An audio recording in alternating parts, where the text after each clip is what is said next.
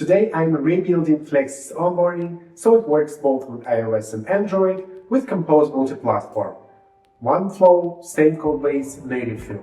First, here's the old iOS onboarding I built with SwiftUI. Over the year, I removed a few steps, but the bigger problem was expectations. First, even though I mentioned spaced repetition, most people don't really know what it means.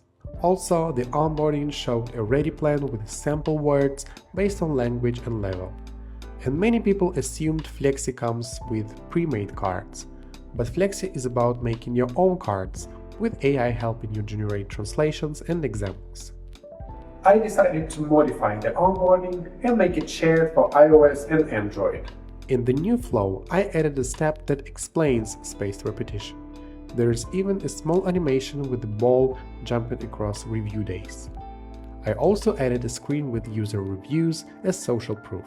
And on the plan-ready screen, I removed the sample words and instead show a simple checklist of how the app works.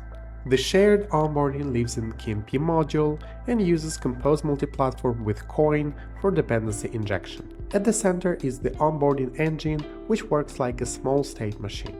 It holds the user's choices, target language, level, daily goal, and exposes them as state flows.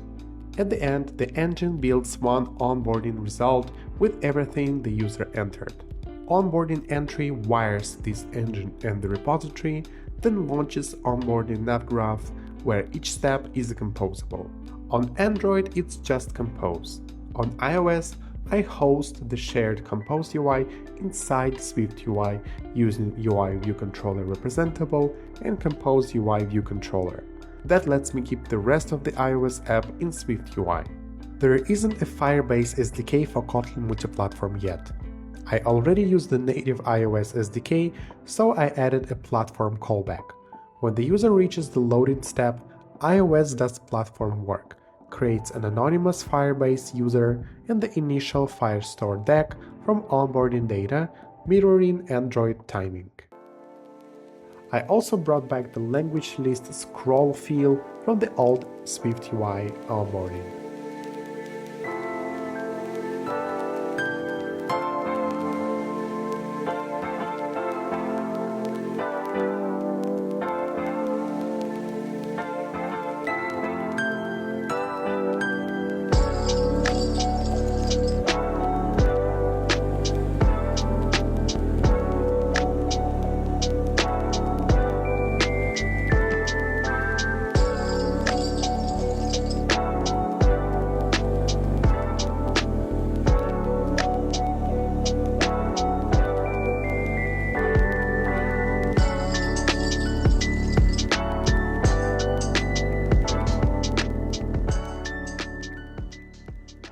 This week I integrated RevenueCat and built a paywall in their visual builder.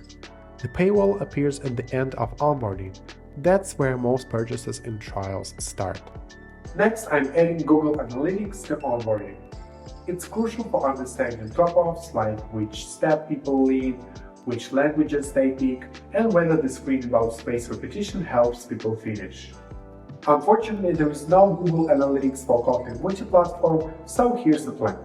The shared screens will emit simple analytics events, and iOS and Android layers will record them with the native Firebase SDKs. Once it's live, I'll share the numbers and what changed. If you liked this video and you're interested in making a mobile app as an indie developer, make sure to subscribe. Bye!